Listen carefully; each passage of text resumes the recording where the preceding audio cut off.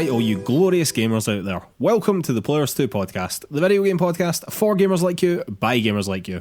You can find PlayersToo on all the social media, that's Facebook, Twitter, YouTube, Instagram, the lot. You can also find our written content over at PlayersToo.com, that's PlayerStoo.com. And if you could take 5 seconds to give us 5 stars over on Apple Podcasts or wherever you get your podcasts, that really helps us out. It does a huge amount for the exposure of the show.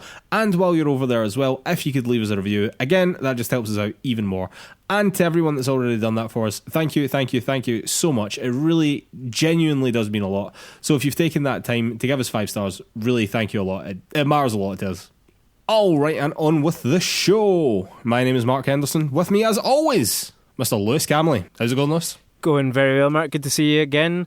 I have spent this afternoon having my staff Christmas do over Zoom, so oh yeah. As much as I've still got a week to go of work, it feels very much like today is the end of the year a bit, so I'm in a pretty good place, and it's not just the Prosecco talking there. So. Nice one, man. Oh well, Lewis is half cut on this episode, it seems. I'll need to catch up with my beer here, Lewis. Nowhere near as glamorous. How have you been doing, Mark? I am not bad. I've not had any such festivities so far. I'm still feeling quite un-Christmassy, quite frankly. Yeah. But yes, we are rapidly approaching the festive season, which is one of my favourite times of the year, he says massively sarcastically. But Lewis, humbug. It's time to talk about the Game Awards. This is our Game Awards special. Hurrah! Hurrah!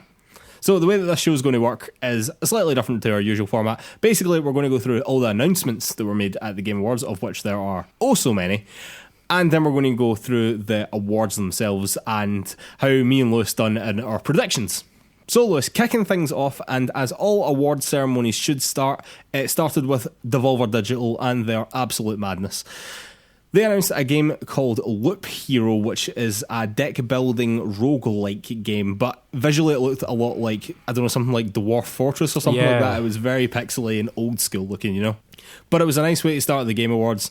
I love Devolver Digital. Their whole attitude towards everything is just mental, and I love that. After that, Lewis, was an indie game called Chai, which looked pretty stunning, I've got to say, which looked really stunning. And it also was giving me vibes of Life is Strange, but then the gameplay was giving me vibes of Breath of the Wild and Mario Odyssey. And when you put all those things together, that is a pretty cool combination. And visually, you were just saying to me before the podcast started, it looks like a Pixar movie, which it totally does. Yeah, it's got a really impressive kind of animated style. If this is coming from a small studio, an indie studio, it's really quite cool what they've managed to do with the look of this game, so one to keep an eye on, definitely.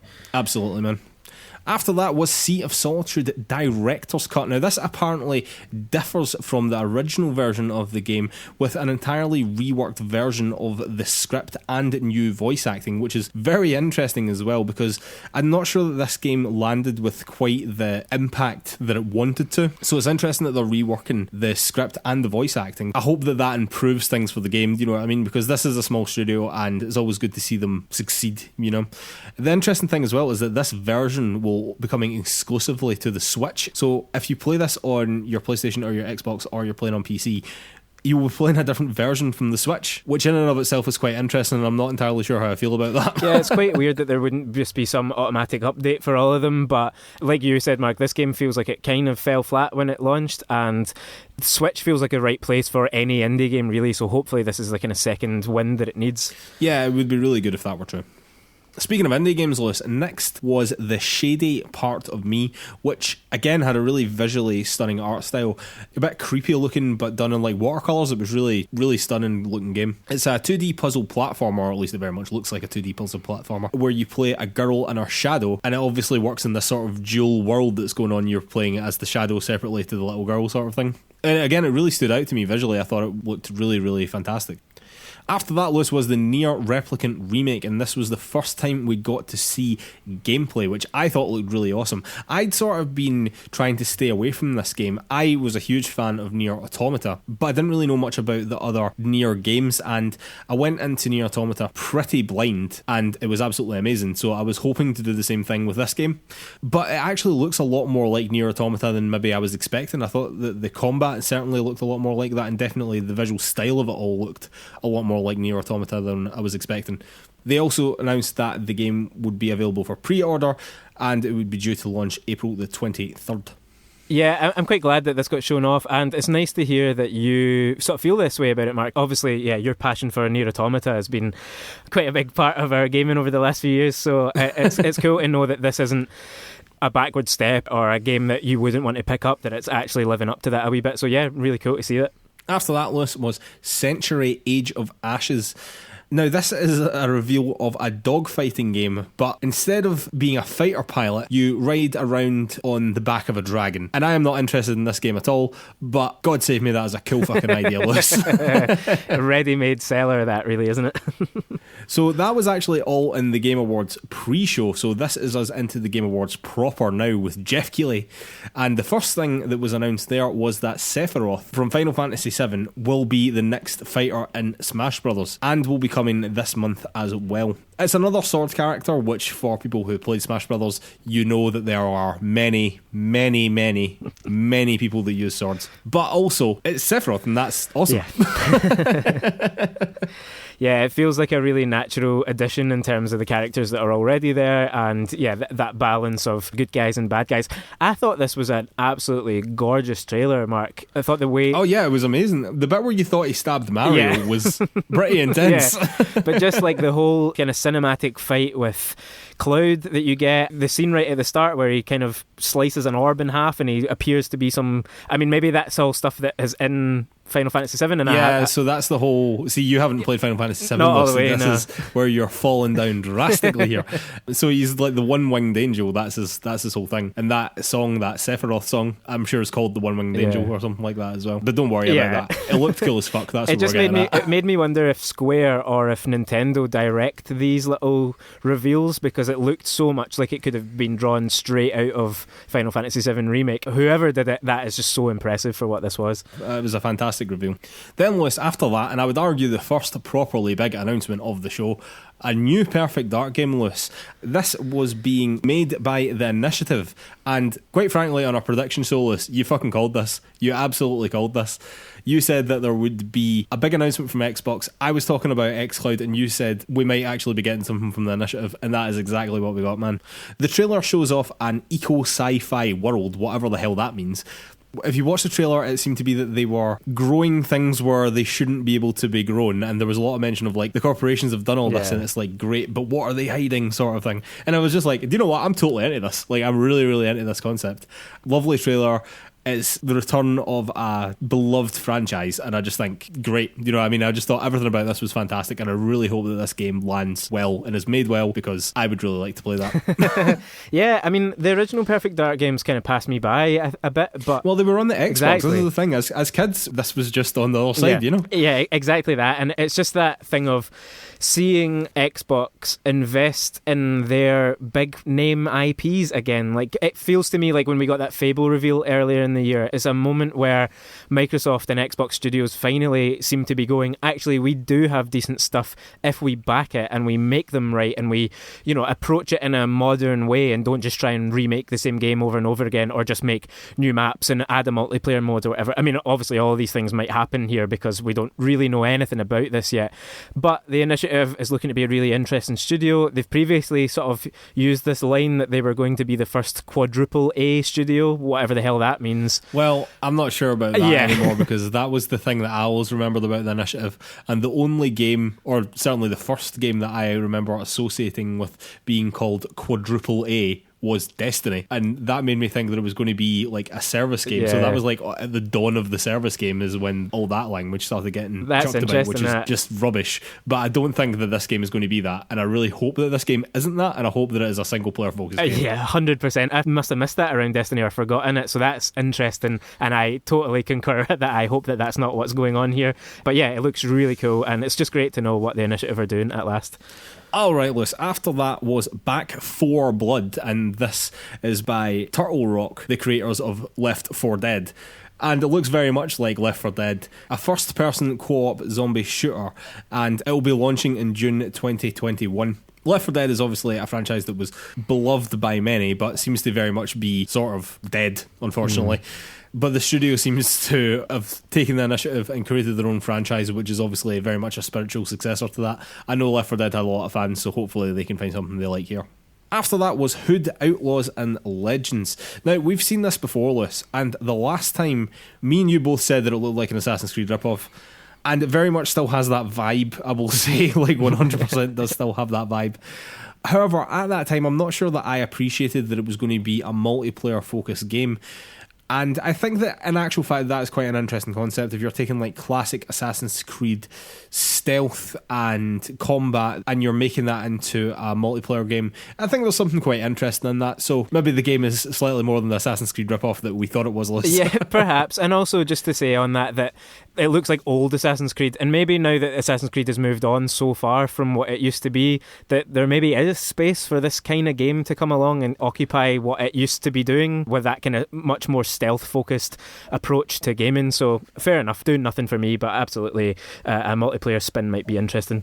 After that, Lewis, Scavengers, which is a free-to-play shooter. Again, this is something that we'd seen before, but they were announcing that they have a closed beta coming up and that you can sign up to that on their website. I'm not sure if that will still be open now, but if it's something that's interesting you, you can go and just check that out. After that, it was announced that there was going to be a Forza Cyberpunk crossover, which will include a Cyberpunk car in Forza, basically. If you know anything about Cyberpunk 2077, that will almost certainly be the prettiest car from Cyberpunk you will find, particularly if you're playing on current gen. And ladies and gentlemen, I know that we're doing a Game Awards special right now, but do not think that we don't know about that, and do not think that we will not be talking about the fucking shit show that is Cyberpunk 2077 next week. Anyway, if you have Forza, you can drive around in a very pretty looking Cyberpunk 2077 car. After that, Lewis, was the Callisto Protocol. This is by the creator of Dead Space, Glenn Schofield, and it looks very, very much along those lines in that it's a terrifying looking horror game in space. And they actually said that they wanted to make the scariest game ever, or certainly once to that effect. Was that right? I think so, yeah. What were your thoughts on this? I was quite impressed by it, yeah. Just a short little cinematic that seemed to show off presumably the player character or a character in jail, and then both a sort of android and some terrible monster both appearing there. Yeah, it just had the right kind of mood, an interesting atmosphere. I'm interested to see where it's going to go. Yeah, Dead Space is obviously a big fan favourite for people who played it, and it could be something really cool. We won't know much about it until a bit later. I think it's not due until 2022, but yeah, this looked really interesting, I thought. Yeah, definitely. I must admit, I don't usually go for the horror games, mate, but there was something about that I was thinking, do you know what? That looks interesting. Yeah. This definitely looks interesting to me. After that list was Warhammer 40k Dark Tide. This is an upcoming 4-player co-op game. Obviously, if you know more about Warhammer 40k than I do, which almost certainly you will if you're in any way interested in this game, you got to see some gameplay here, and if you're in any way interested, go and check that out. After that list was Open Road, and this was much more up my street. This was the newest game by Fulbright. Now, Fulbright are obviously responsible for Gone Home and Tacoma, which were two of our very recent PlayAlong games. I imagine that this will be very much along the same lines as those games, and that it will be very, very story-focused, story-driven sort of game. This one seems to be centering around a road trip of a mother and a daughter, and it's also good to see the studio doing well. I know that Tacoma didn't sell anywhere near as well as Gone Home did, so it's just nice to see that they're still there, they're still making good games, and this one actually has character models, Liz. It does indeed, yeah. I thought, again, a gorgeous little trailer. Really interesting to see how they develop on the basic principles of their previous two games. As you say, it looks like it's going to have that same kind of family mystery thing to explore that Gone Home had. I was really caught by this. Wasn't expecting it at all. I hadn't really heard any rumours about a game from Fulbright being announced, so I'm really up for this, definitely. Yeah, definitely. A future PlayAlong game if I've ever heard one. Yeah. After that list, though, maybe the announcement for the show for me is that Disco Elysium Final Cut has been announced, which is a free upgrade to the game, but also that it is coming to consoles in March 2021. Huzzah! Huzzah, Lewis! It will also have voiceover for every single line in the game now, and new quests, so this is actually going to be a different experience from when you played the game, because when you played the game, correct me if I'm wrong here, there wasn't any voice acting at all. There's voice acting for a couple of the characters, the kind of main characters, but the breadth of people that you get to speak to in the game, by and large, there is no voice acting for now. See, that will be quite interesting, because that means that in your version of the game, and this was actually one of the criticisms that I'd heard about the game, was that there was a huge amount of reading involved. Basically, there was a huge amount of reading involved in playing Disco Disco Elysium. However, maybe the onus on reading so much is going to be taken away by these voiceovers that they say is going to be for every single line in the game, which I just think's great. Yeah. You know what I mean? I'm 100% for that. I don't particularly want to be reading a novel's worth of text anytime I sit down to play a video game. But more to the point, Lewis, I'm super excited that this is coming to consoles and that it's coming to consoles relatively soon. Yeah, absolutely. I mean, as you say, I've played it this year. It's one of the best games I've played this year. It was a huge hit at the Game Awards last year, or in the build-up to the Game Awards at least. I've got to say I agree that adding the voice acting will feel different, but I think it's necessary for console, to be honest, because if you're not playing up close to a monitor and you can't read that text very well, it will be a lesser experience, I think. So great that they've added that, and adding new quests means that players like myself will be jumping back in. I'm quite keen to play it through again, but playing a different character build. So if you've not checked out Disco Elysium yet, Mark, you're definitely picking it up. I cannot recommend it enough. If you're interested in RPGs and if you're interested in storytelling in games, it is absolutely one of the best out there. After that was another big announcement, but this one we knew was coming, and it was for Dragon Age 4. It was just a little cinematic trailer. Unfortunately, still no release date and no gameplay. I think release date is still a ways away, to be completely honest with you. But I thought that we might have been approaching gameplay time, but sadly just a cinematic again. After that, Lewis, Endless Dungeon, this a roguelike tactical game by Amplitude Studios. This is apparently a spiritual successor to a roguelike tower defense game called Dungeon of the Endless.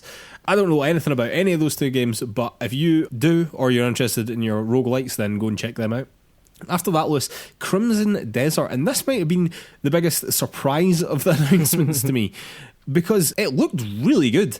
This is from the makers of Black Desert Online, which you may not have heard of. It is by a Korean studio, and it's a pretty big MMO in that side of the world, you know? Although the game obviously still seems to have online elements, it is much more in the single-player action-adventure-y sort of realm than in the MMO world. But the most impressive thing for me, Lewis, was the combat. The combat looked absolutely amazing, and it put me in mind a little bit of Ghost of Tsushima in that it was very fluid and brutal as well, but quite deliberate, if that makes sense. It looked as if it was quite deliberate in what the player was doing, but the moves that they were executing were astonishingly cool looking, you know what I mean? And I am way more interested in this game than I thought I would be, or thought I even could be, because I didn't know anything about this until this trailer. Yeah, absolutely agree with you there, Mark. A really impressive showcase for this, a game that, I had no idea of anything about, really. And like you say, the combat, the world that it's in, it does have Ghost of Tsushima vibes. It's got kind of Assassin's Creed vibes to a certain extent. Yeah, it looks like one to keep an eye on, because it could be one of these games that sneaks up and suddenly is the next major thing, and this is a good look at it, so check it out. After that, Lewis, was the announcement that the Swedish chef from the Muppets will be coming to Overcooked 2, and this came along with a whole Muppets thing. I don't know, man, Muppets freak me out. I'm not into Muppets. I know that some people absolutely go mad for Muppets and they fucking love them. I don't know, never liked them. Moving swiftly on. The next one up was Seasons. This is another indie game with an amazing looking art style. However, Lewis, this might be the most hipster looking game I have ever seen in my life. It is by Scavenger Studios, and because it is the most hipster game in the world, of course, Lewis, you are absolutely fully interested in it, aren't you? Knew you were going to zing me on this one. Yeah. To me, this really stood out as one of the games of the show. Not that we saw a lot, to be honest, but it's hard to say what this game is actually going to be and what the gameplay is going to be. No, but visually, I mean, I know I'm taking the piss here a bit, but visually it was very striking. Really, stunning. Like a really interesting sort of hand-drawn looking style, but it just looks like it's got an interesting mood about it, unlike anything that I remember seeing in games very often. So much to learn about it. Definitely, it seems to have something to do with kind of documenting cultures that are maybe fading away, but I think that was just what Jeff Keighley said, basically. So it seems to be a PS5 exclusive from what was hinted at there. Really looking forward to seeing a bit more of this as we go forward. Yeah, along with a lot of these indie games here, definitely things to keep an eye on. Don't ever get your hopes up too much for indie games, because I feel as if they can swing either way quite dramatically from a trailer, but definitely something to keep your eye on. After that, Lewis, was the Call of Duty Warzone Season 1 trailer, and the announcement that Season 1 of Warzone was coming out on December the 16th. This was also the first time that we got to see the new Warzone map, which is called Rebirth Island. However, it was basically more Call of Duty, Lewis, wasn't it? It sort of was what it was. If you are a Call of Duty player, you almost certainly know more about this than me, so I shall not lecture you all about it, but to me, it looked like more Call of Duty, and to be honest with you, that's probably no bad thing.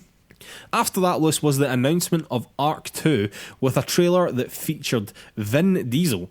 As far as trailers go, it was actually pretty cool, I thought anyway. I don't know a hell of a lot about Ark. It's never a game that I've played, but I know that it has a lot of fans out there. And this also makes the second time in as many years that Vin Diesel has featured at the Game Awards. That's right, yeah. Yeah, it's fun to see Big Vin turn up again. I actually thought the trailer was fine, absolutely an interesting little fun cinematic. I thought his character model was quite odd and didn't look very realistic at all in comparison to some of the others in the trailer. Keep an eye on that, but I've kind of missed Ark, the original game, as well, but it definitely is a game that seems to have some fans, so, and also a bit of a Horizon Zero Dawn placeholder maybe until the new game comes out. Yeah, it certainly has a similar sort of vibe, doesn't it? They also announced that they were making an Ark anime, which they showed a little trailer off for as well, which really wasn't doing it for me, I've got to admit, but hey, fair play to them for putting out an anime as well. After that list was Fall Guys Season 3 trailer. They announced a whole lot of new winter-themed content, new levels, obstacles, costumes, emotes, and this is all coming on December the 15th, which is actually today as we record this podcast, Lewis. It's just very good to see that this game is still getting supported in a really big way.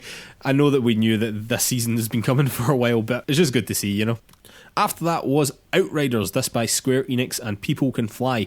This is a 3-player co-op shooter, which is giving me mad Doom vibes now, Liz. Because they specifically said in the trailer that you had to kill to regain your health, and I just thought, oh, that's Doom 2016. Yeah. That's exactly the vibe that they're trying to go for. But if they're trying to do a Doom 2016 online game, man, fair play to them, because that could be awesome. Are you there for that? Is that of interest to you? Yeah, it's of interest to me in the same way that most online games are of interest to me, which means that I think that I am interested in it, but in actual fact, I will never play it. I think that's fair enough, though. After that list was the announcement of Evil Dead, the game. And there was a mad trailer that went along with this with some wild-looking gameplay. But I wonder if the rumours that Ash from The Evil Dead would be coming to Mortal Kombat 11 stemmed from this game, and that there was a video game tie-in there. It just wasn't with Mortal Kombat. Yeah. You know? Yeah, it seems like if a character model was spotted in the wild, that might have been the connection made, yeah. After that, Lewis, Ghosts and Goblins Resurrection. This is a remake of an arcade classic Capcom game and will be coming out on February the 25th, 2021. I don't know anything about this game at all, but if you're into your arcade classics, it might be something to look into. But Lewis, after that, Returnal, another one that we'd predicted before the show. We got a whole new gameplay trailer. This game continues to look pretty well to me. It looks like a 3D bullet hell. I'm sure it will have a lot of roguelike elements to it as well. It all seems to be about some sort of cycle. There's some sort of cyclical nature to the game. So it'll be interesting to see how that actually works. But most importantly, Lewis, we got a release date, and that is March the 19th, which is very good to know because it's not that far away. Yeah, not far away at all, which means probably through January, February, we're going to learn quite a lot about this. And it was great to see a wee bit of gameplay because we'd only had that little tease about what the game was going to be back at the PS5 showcase. The sort of shooting elements of it are slightly less interesting for me than I was thinking that a story-based game like this was going to be, but I'm definitely willing to give it some time. Let's see what it looks like when we get to see a bit more of it and hear a little bit more about how the game works. It's interesting. I think that the shooting elements are putting you off it a little bit and the roguelike elements are putting me off it a little bit. But I think that we are both still very, very receptive to this game, and if it is in any way good when it comes out, I'm sure we will both ultimately end up playing it. After that, Lewis, It Takes Two, and this is the upcoming game from Joseph Fares and Hazelight Studios, which looks way, way, way better than A Way Out, or I think so personally. That game took itself way too seriously for me personally, and this game looks wild and whimsical and fun. Like A Way Out, this is co-op focused as well and has the same deal, if you like. When you buy the game, you only have to buy one copy with the game, and you can play that one copy with a friend, even if that is over the internet. And we got a release date as well, which is March the 26th. I just think that this game vibes so much more with the co-op thing that Joseph Fares is trying to go for. And I thought this looked great. I thought this looked really good. Yeah, again, a really impressive trailer, particularly given that we didn't know too much about what it was going to be beforehand. And he'd made these big promises about how the narrative and the gameplay were going to dovetail in a way that we'd never really seen before. And it does look like it is doing interesting things with this idea that they're essentially a couple that are trying to resolve their differences or whatever. Yeah, it looks great. It was a great little showcase for this game. And yeah, the fact that it's one copy can be played by two people just continues a great trend that Joseph Fares has started start in there, I think. Yeah, absolutely, man. It was definitely one that caught my eye in the show as well. After that was Super Meat Boy Forever. This obviously is the sequel to that very, very awesome Super Meat Boy.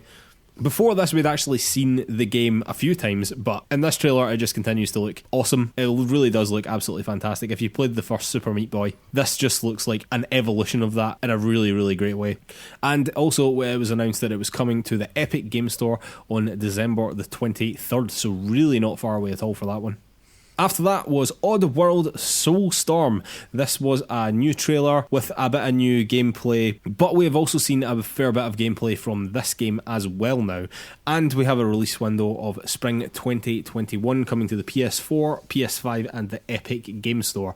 The Oddworld games were a big favourite of mine and Lewis's back in the day, and every time I see this game, I just think it looks absolutely amazing, and I'm so hyped for it. I really want to play it. I want to play it a lot, Lewis. Yeah, praying that it's going to live up to my expectations, because I can totally see it being one of my favourite games of next year, hands down, if it does.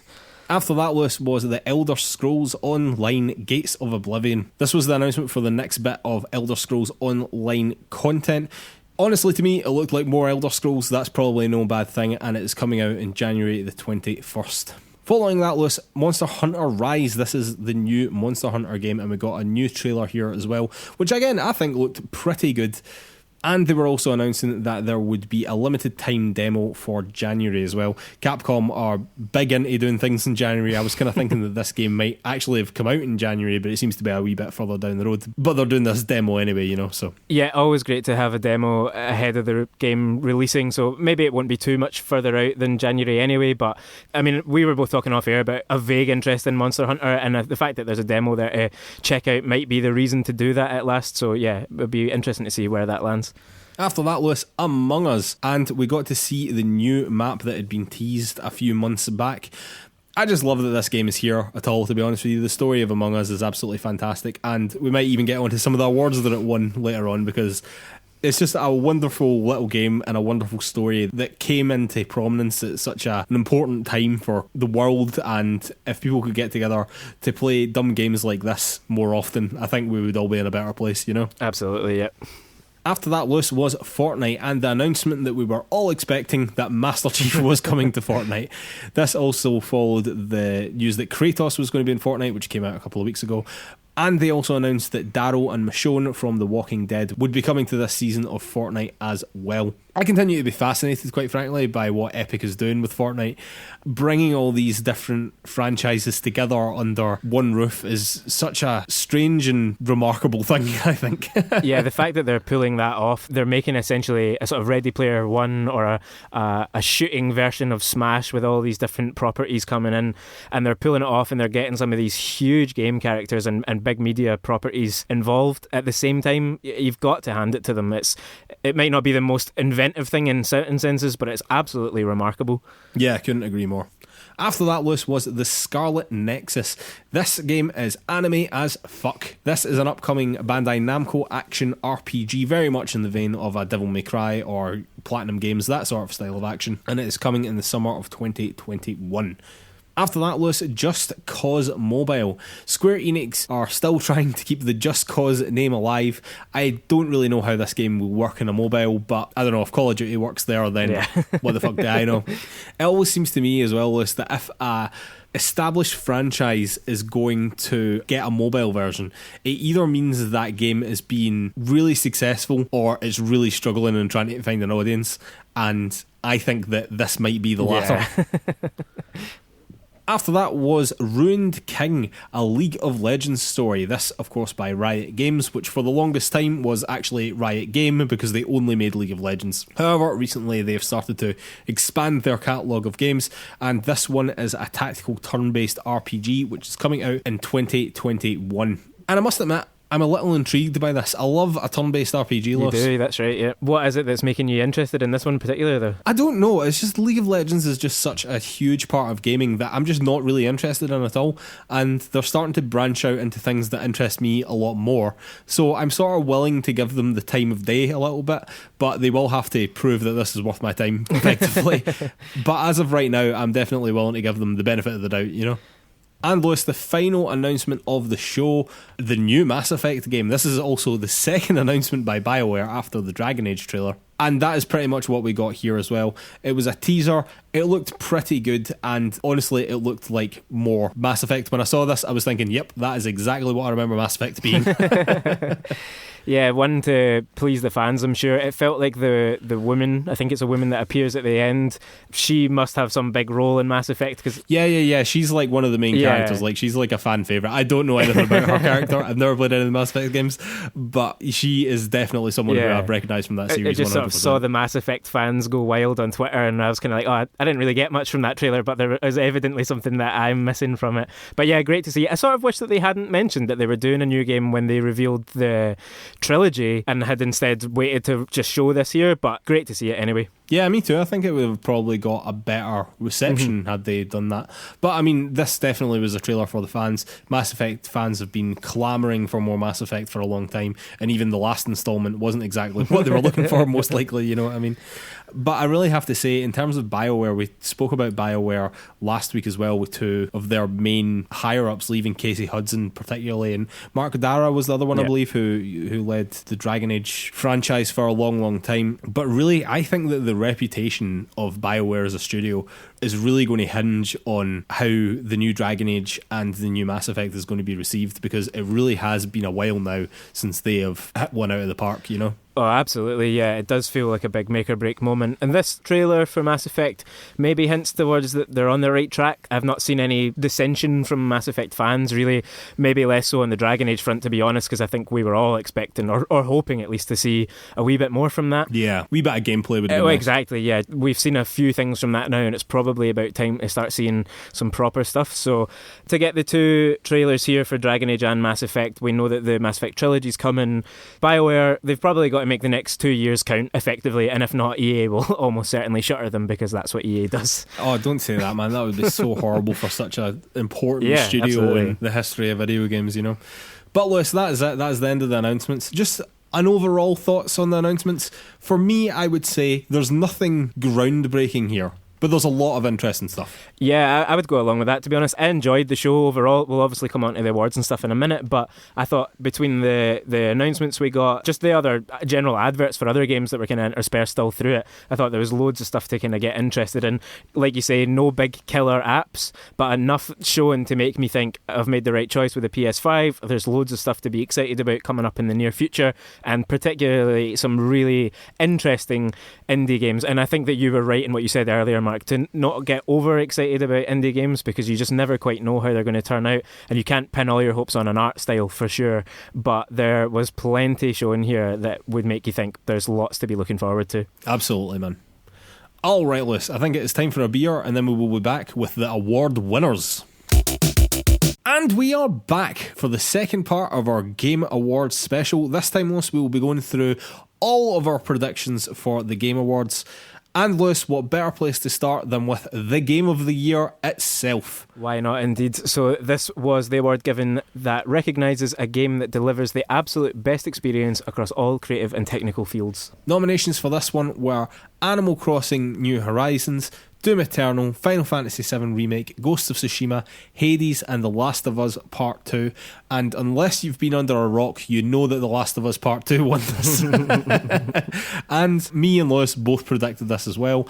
I think that we were both more hesitant about that decision than we probably should have been, because of some of the political bullshit and general toxicity, basically without any merit at all, around this game. But what I will say is that even if this isn't your Game of the Year, for whatever reason, that's okay. It's okay that this wasn't your Game of the Year. If you preferred Final Fantasy VII Remake or Ghost of Tsushima, and I know Ghost of Tsushima ended up winning the Player's Choice Award, that's absolutely fine. That is absolutely fine. But I think that this game thoroughly deserves this win, frankly. Yeah, I mean, I picked it for the same reasons, hesitant as you mentioned, but it felt to me like the best game made in the last year, reasonably comfortably, in my opinion. So, like you say, bear in mind that these awards don't really mean anything in the grand scheme of things. It's just a bunch of people expressing their opinion. So if you really hated The Last of Us, that's totally fine. But for us, yeah, it was the Game of the Year, and obviously it was for a lot of the voters too. Absolutely, man. Absolutely. All right, after that, Lewis, was it Best Game Direction? So this was awarded for Outstanding Creative Vision and Innovation in Game Direction and Design. Nominations for this one were Final Fantasy VII Remake, Ghost of Tsushima, Hades, Half-Life Alyx, and The Last of Us Part 2. And the winner again, Lewis, was The Last of Us Part 2. I picked The Last of Us for this, you picked Hades. Point to Mark. Point to Mark. Point to Mark, absolutely. Yeah, I thought this was an interesting one. There was a little bit of kind of controversy after the show. There was a Kotaku article written basically saying that maybe a game that had crunch shouldn't win Best Direction, which I think is a much more complex question anyway, because what does direction even mean? I also read that article. That isn't what game direction is to me. It depends how you look at that, I think, yeah. But I mean, don't get me wrong, there's definitely a discussion to be had here about should a game that had suffered quite severe crunch, and we know that it had suffered quite severe crunch by testimony from the people who had worked on it, that The Last of Us Part 2 and Naughty Dog during that time were working under very bad crunch conditions. Should they be winning any awards at all, frankly? But to pick just game direction, like the game direction wasn't good or didn't deserve a game direction award because the game was crunched, that isn't what that is, because to me that is development management that is the problem here. Like, is the management of the literal development of the game in all aspects. It's not the artistic direction of the game. That's the key thing, yeah. To me, the argument is that it's badly produced, effectively. It's bad studio management, possibly. But I agree with you that that doesn't necessarily mean that the game itself is badly directed. I think that's a really interesting discussion that the community probably needs to have. And I'll link to that article in the show notes. But I have no complaints at The Last of Us Part 2 winning Best Direction because it is a beautifully made game. I thought it was a bit of a shame for Hades, but there you go. I actually thought it was a bit of the shame for Half-Life Alyx, because I'm sure that the game direction in that must have been absolutely incredible, and it's still a game that stands out to me here as, I really wish I could play that, but the barrier to entry is just too high, unfortunately. After that, Lewis, was Best Narrative. For Outstanding Storytelling and Narrative Development in a Game. Nominations for this one were 13 Sentinels, Final Fantasy VII Remake, Ghost of Tsushima, Hades, The Last of Us Part 2 again, and again The Last of Us Part 2 won, which Mark predicted, and so you predicted it as well. Alright, so that was even. I just know that I went for The Last of Us Part 2 for a lot of stuff. You did indeed, yeah. And again, to be honest with you, just along the lines of everything else that we were saying about The Last of Us Part 2, is that I think that from a purely narrative point of view, it's a comfortable one, really, for me. In my opinion, it's a comfortable one in that category. I'd say so as well, to be honest. I mean, it's both a beautiful story and a really interestingly told story, which I don't think you get that often in games. So, yeah, for me, that was a hands-down winner there. After that, Lewis, Best Art Direction. So this is for Outstanding Creative and/or Technical Achievement in Artistic Design and Animation. Nominations for this one were the Final Fantasy VII Remake, Ghost of Tsushima, Hades, Ori and the Will of the Wisps, and The Last of Us Part 2 again. However, Ghost of Tsushima takes this, which Lewis Camley predicted, but I chose Hades, so that is definitely a point to you, Lewis. It is indeed, yeah. I was quite chuffed with that one, to be honest. As I said on the prediction show, it felt like a game that the American press in particular had kind of latched onto as really beautiful, and obviously it is really beautiful. Absolutely, yeah. I think Hades possibly is a more worthy winner for me personally, but I'm glad in this predictions game that Ghost took it. I must admit, man, I think that any of those games could have taken that. I really do. Absolutely. And to be honest with you, Ghost of Tsushima was overlooked, I think. Well, not overlooked, but it maybe didn't win as many awards as it could have done in this Game Awards. So to be honest with you, I'm quite happy to see it win that. Yeah. Next up after that list was Best Score/Music. Yeah, this is for Outstanding Music, inclusive of score, original song and/or licensed soundtrack. Nominations were Doom Eternal, Final Fantasy VII Remake, Hades, Ori and the Will of the Wisps, and The Last of Us Part 2. And the winner of this one was, of course, the Final Fantasy VII Remake, which Lewis Camley predicted, and I, like an idiot, did not. I basically remember talking myself out of this live on the podcast just because I wanted to make it interesting. But in reality, that was monumentally stupid. Final Fantasy VII Remake was always going to win this, and quite frankly, I think that it should have won this. The music in that game is absolutely iconic. Even earlier in this podcast, I mentioned the name of a song from that game, which I couldn't do with basically any other game. And the way that the music was all remade in the remake as well was absolutely stunning. stunning. It was so good. Quite frankly, fully deserves the award, and I don't know why I chose something else. Well, I think you did just choose it to keep things interesting because, I picked this based on reputation almost alone. If there's anything that you know about Final Fantasy VII, either the original or the remake, maybe before you actually know about the story or the gameplay or anything, you will have heard how good the music is. That's certainly my experience. And so, it felt like the likely winner there. But it was an unlucky one, Mark. You tried to keep things going, and it just didn't fall for you that time. Thanks, man. Alright, Lewis, after that was Best Audio Design. So this is recognising the best in-game audio and sound design. Nominations for this one were Doom Eternal, Half-Life Alyx, Ghost of Tsushima, Resident Evil 3 and The Last of Us Part 2. The winner for this one, again, was The Last of Us Part 2. I predicted that and Lewis went for Doom Eternal. Usually the rule is on audio design you go for the shooter, but this time Last of Us Part 2 just wins, Lewis. Last of Us Part 2 just wins in every category. Yeah, so you've played both of those games, The Last of Us Part 2 and Doom Eternal, which I haven't played Doom Eternal. Do you think The Last of Us deserves to win that category for you? Yeah, I did, and I picked it for that reason. I did think that the sound design in The Last of Us was really well done. If you particularly think about not just gunfire, but the way that NPCs and things like that talked around you in the game, it was all very well done, I thought anyway, and obviously the critics thought that as well. After that list, Best Performance. This is awarded to an individual for voice over acting, motion and or performance capture. Nominations for this one were Ashley Johnson as Ellie in The Last of Us Part 2, Laura Bailey as Abby in The Last of Us Part 2, Daisuke Tsuji as Jin in Ghost of Tsushima, Logan Cunningham as Hades in Hades, and Naji Jeterim, I'm sorry if I've murdered any of these names, as Miles Morales in Marvel Spider-Man Miles Morales. And the winner of this one, and the person that me and Lewis both predicted, was Laura Bailey as Abby in The Last of Us Part 2, and honestly, couldn't have went to anyone else as far as I'm concerned. Yeah, I mean, good performances all round, but I think this was less a prediction for both of us than this is the one that we think should happen. So yeah, it was such a stunning performance for me, and I thought her speech even was really generous. Just the whole thing just felt right to me. Yeah, she was getting quite emotional in it as well, wasn't she? Yeah, it was a really lovely speech. Yeah. After that list was Games for Impact. So this is for a thought-provoking game with a pro-social meaning or message. Nominations for this one were If Found, Kentucky Route Zero TV Edition, Spiritfarer, Tell Me Why, and Through the Darkest of Times. And the winner for this one was Tell Me Why. I predicted that one. Another point to Mark. Lewis, you predicted Kentucky Route Zero, which I fully suspect might be the best game there, but in terms of the impact of the game, just because Tell Me Why had the first trans character that you could play in a major video game, and because the trans movement is so vocal and in the zeitgeist right now, I think that was not only the correct choice, but probably the most obvious choice. And I don't mean to say that as if yours was a bad pick, because I know that you just picked a game that you love. Yeah. But to me, in terms of impact, that one was a genuinely important game and will probably be looked back upon as an important game as well. Absolutely. I want to concur with that, because I did pick Kentucky Route Zero because I love that game, and partly to keep things interesting, but there is no worthier winner for that category than Tell Me Why, 100%. So yeah, really glad that they took that. I don't even mind you getting the point for that one, but Kentucky Route Zero deserves all the credit it can get because it's fucking beautiful. Yeah, it's fantastic, and no disrespect to Kentucky Route Zero at all. I absolutely loved that game as well.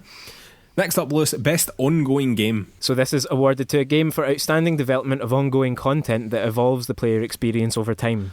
Nominations for this one were Apex Legends, Destiny 2, Call of Duty Warzone, Fortnite and No Man's Sky. And the winner of this one, Lewis, No Man's Sky. And this is the first category that me and you have completely whiffed. You picked Apex Legends, I picked Fortnite, and the winner was No Man's Sky. Personally, I thought No Man's Sky was probably filling up space there, to be honest. Yeah. I thought that it would have almost certainly went to one of the other four, but man, I'm happy to see that studio win. But they looked as surprised as me. Yeah, 100% they did. Yeah, Sean Murray looked like he was just enjoying a good drink and watching the show, and suddenly he was on front and centre. Absolutely, yeah. Alright, Lewis, after that, Best Indie Game. This is for outstanding creative and technical achievement in a game made outside the traditional publisher system. Nominations for this one: Carrion, Fall Guys, Hades, Spelunky 2 and Spiritfarer. The winner, Hades, was also nominated for Game of the Year. Me and Lewis both picked this, and to be honest with you, it was probably the best one there. I think that there's probably a strong argument to be made for Fall Guys here, but ultimately, if we're getting down to brass tacks, what is the best game here? I think it's almost certainly going to be Hades. Yeah, 100% agree with that. There's good arguments for a few of those games, but if you're just simply looking at which one is the best, it's hard to look past Hades, really. Alright, Lewis, after that, best debut game. So this is for the best debut game created by a new independent studio. Nominations for this one were Carrion, Mortal Shell, Raji, An Ancient Epic, Roki, and Phasmophobia. And the winner of this one, Lewis, is Phasmophobia, a game that I basically didn't know anything about, but you seem to have plucked this almost out of nowhere. Like, this is a game that you seem to be familiar with that I just was not. I picked Mortal Shell. I thought this was a fantastic pick from you personally. Thanks very much. Yeah, it was just one of these games that has kind of become part of the story in 2020 of these smaller multiplayer indie games becoming popular. But to be totally honest, I wouldn't have noticed how popular it had become had I not kind of seen people on our social media talking about it now and then. So it's actually a bit of a point for the PlayersToo community. Oh, the PlayersToo community has betrayed me, Lewis. No. They've always been on my side, Mark. But no, I was glad to take the point there. A bunch of games, most of which I haven't played and didn't know too much about, but I might well go and give Phasmophobia a look after all this. Nice one, man. That'd be really cool, actually. Next up, Lewis, was best mobile game. So this is for the best game playable on a mobile device. Nominations for this one: Among Us, Call of Duty Mobile, Genshin Impact, Legends of Runeterra, and Pokemon Cafe Mix. Could it have went to anything else? Of course, Among Us won this. Me and Lewis both predicted Among Us. The speech that the Among Us team there gave was absolutely beautiful. They were getting really emotional. I was getting emotional fucking listening to it. The story of this game was absolutely fantastic. The story of the development of this game was absolutely fantastic. And it was also amazing to see that it was the three of them sitting on what looked like a bed in a spare room, all sitting with masks on. And one of them obviously couldn't even be there and had to be held up on the FaceTime, effectively, to be seen on a mobile phone. And you get other big people like Neil Druckmann sitting in their amazing looking front rooms. It was just brilliant. It's just the story of Among Us is just fantastic and one of the best things in video games in 2020, and I could not wish them more success. Yeah, a great moment when they won this award and the speech that they gave. Yeah, just really, really impressive and a great thing for gaming that we're getting this kind of diversity of talent and ideas. It's great. Absolutely, man. Next up was innovation and accessibility. So this is recognising software and or hardware that is pushing the medium forward by adding features, technology and content to help games be played and enjoyed by an even wider audience. Nominations for this one were Assassin's Creed Valhalla, Grounded, Hyperdot, The Last of Us Part 2 and Watch Dogs Legion. And the winner of this one was The Last of Us Part 2. And I think that just the amount of options that The Last of Us Part 2 offered to people in terms of accessibility was what made it groundbreaking, you know. As you said last week when we were making our predictions, Lewis, thumbs up to Ubisoft for having two games nominated here, having Assassin's Creed and Watch Dogs Legion. That's really, really great. And also, thumbs up to the Game Awards and Jeff Keighley for having this award in the first place, because I do think it is genuinely very, very important. And he even said live on the show that this would be an award that they would have going forward as well, which I just think is fantastic. Yeah, and so they should. And hopefully it'll start to be seen as one of the top awards to win each year, because that will mark a really significant moment for the industry, I think. Absolutely. And me and Lewis both picked The Last of Us as well, because I just think that they made such a point of it as well. Do you know what I mean? And I think that was great. So hats off to them as well. After that, Lewis, best action game. So this is for the best game in the action genre focused primarily on combat. Nominations for this one: Doom Eternal, Hades, Half-Life Alyx, Neo 2 and Streets of Rage 4. Again, nominated for Game of the Year. It went to Hades. I think that there is a strong case to be made for Doom Eternal here. It was very nice to see Streets of Rage 4 nominated here as well. Me and you both played that earlier in the year when we could actually get together and play video games. Yeah, remember those times, Lewis? That was nice. A very strong case to be made for Doom Eternal here, but ultimately it went to Hades. I think it could have went either way there, honestly. Yeah, a couple of good options there, definitely. I think I picked Hades largely thinking that it would be the award it gets for not winning Game of the Year, particularly. So, that's often how these things go, because Half-Life Alyx easily could have got this as well if people had played it more. But Half-Life Alyx got Best VR Game, which we didn't predict just because we don't know enough about VR games, and I think it would be a bit silly for us to do a prediction on that. But I think Half-Life Alyx, considering the importance of that game in the space that it's in, is probably underrepresented in these awards in reality, but an absolutely fantastic game as well. Next up, Lewis, Best Action Adventure Game. So this is for the best action/adventure game combining combat with traversal and puzzle solving. Nominations for this one: Assassin's Creed Valhalla, Ghost of Tsushima, Marvel's Spider-Man, Miles Morales, Ori and the Will of the Wisps, Star Wars Jedi Fallen Order, and The Last of Us Part 2.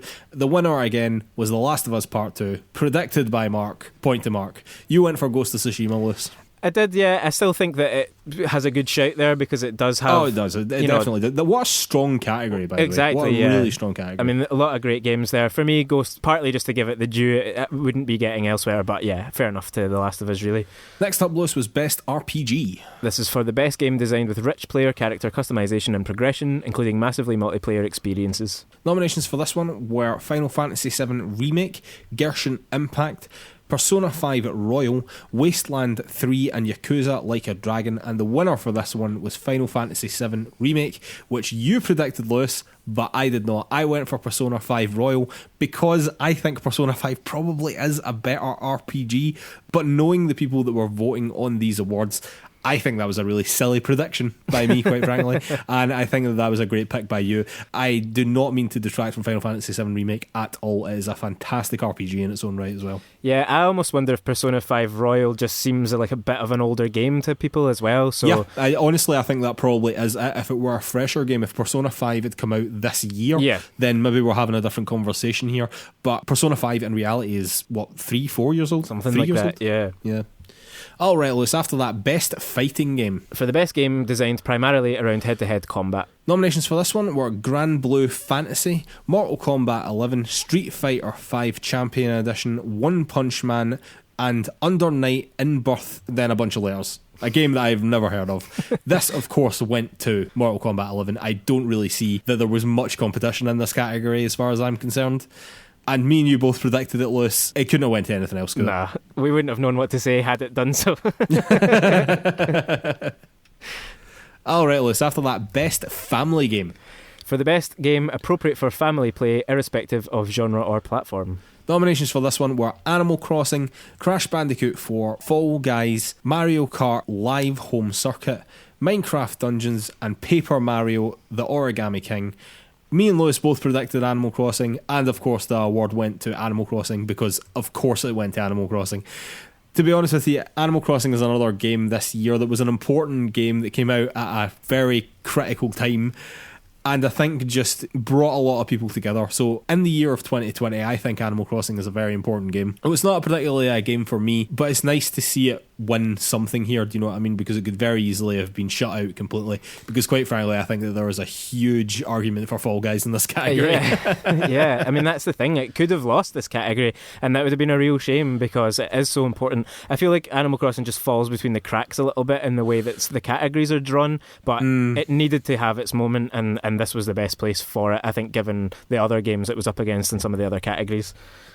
After that, Lewis, Best Sim/Strategy Game. This is for best game focused on real-time or turn-based simulation or strategy gameplay, irrespective of platform. Nominations for this one were Crusader Kings 3, Desperados 3, Gears Tactics, Microsoft Flight Simulator, and XCOM Chimera Squad. The winner of this one was Microsoft Flight Simulator, which was predicted by me, Lewis, and you went for Crusader Kings, which actually I think was a pretty good shout as well, because that absolutely burst onto the scene. Yeah. I mean, in reality, I predicted Microsoft Flight Simulator as well, but in an attempt to keep things interesting, I decided to plump for Crusader Kings 3, which now feels like a very stupid mistake to have made, because like we've said on a few categories, there is a bit of, knowledge of how the system works and who's voting, and it felt to me pretty clear that Microsoft Flight Simulator would be more popular. But what is the best strategy or simulation game there? Maybe it is Crusader Kings 3. Who knows? knows? We need to give it a proper go soon. I don't know, man. In terms of simulation, Microsoft Flight Simulator is pretty bloody special. In that sense, yeah. I just don't know if it belongs. These games together don't make sense to me, really, but it's one of these quirks of awards, isn't it?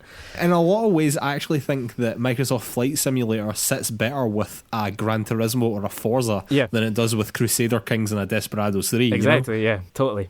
Anyway, Lewis, moving on. Best sports/racing game. For the best traditional and non-traditional sports and racing game.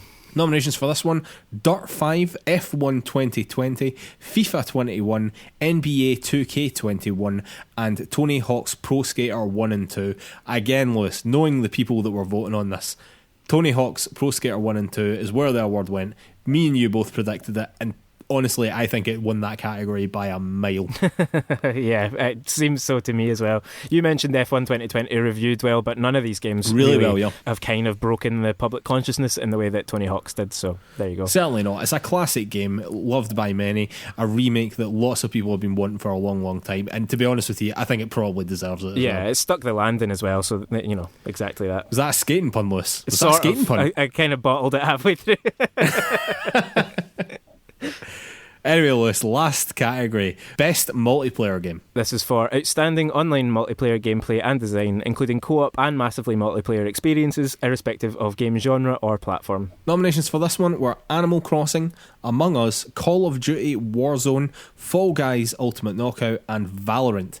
Me and Lewis both predicted Fall Guys here, but the award actually went to Among Us, and to be honest with you, I could not be happier to be wrong, because again, I could not wish those devs and that studio and that game more success.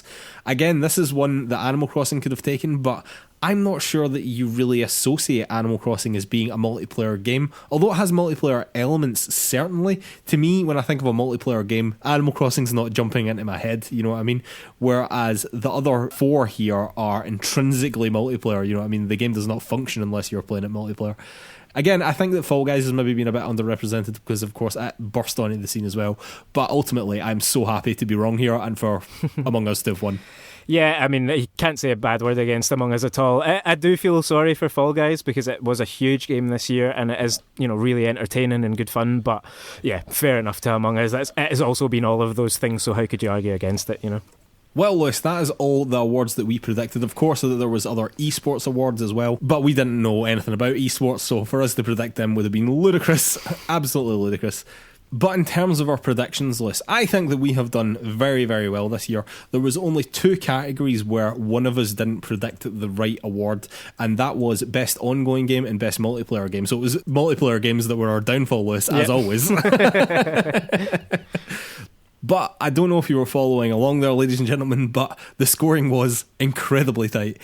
But by a score of 15 correct predictions to 14 correct predictions, Mark has won this. Oh, yes. Yeah. Oh, yes. Tight and close. It was very, very tight. It was very, very tight indeed. But Microsoft Flight Simulator is your undoing list. I think pretty much it is. I mean, I do think this year, more so than last year, we tried to not pick the same games if we weren't 100% confident in it. So there was a few there that I think either one of us would have switched around potentially. But yeah, it comes down to fine margins, and fair enough, I have to concede defeat this time.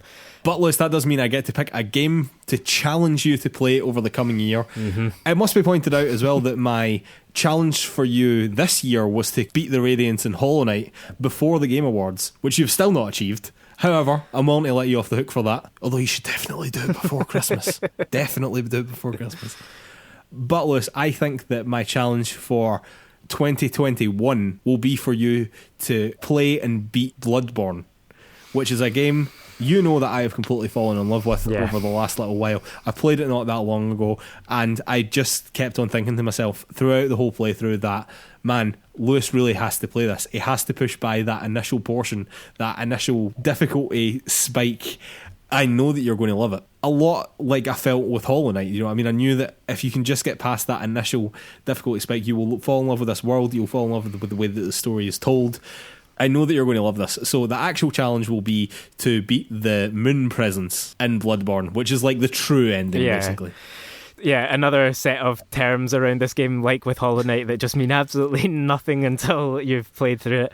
Yeah, thanks very much for this one, Mark. Another very simple, straightforward game to get through. Oh yeah, no problem at all, I don't think. But no, in all seriousness, I'm really looking forward to it. Now that particularly it's part of the PS Plus collection on my PS5, I can get stuck in any time, really. And yeah, it has been on my list, and I kind of feel like I need a challenge like this one to actually give me a kick up the arse to start playing it, because it is daunting, don't get me wrong, and I have played the first few hours years ago with you, but it's time to make a proper assault on Bloodborne. So here we go. I don't know if I'll start it right away or if I'll wait a wee bit, but one of my learnings from Hollow Knight is do not leave it until a few weeks before the Game Awards. Yeah, I could have told you that, but don't do that this year. But no, I genuinely might start it soon, because I'm kind of between games and it's there, so we'll see. That would be awesome, man, if you did, because quite frankly, I would fucking love to talk to you about it. And we'll see what comes of the DICE Awards later in the year, Lewis. You might get your retribution then. All right, ladies and gentlemen, I think we will have to call it a day there.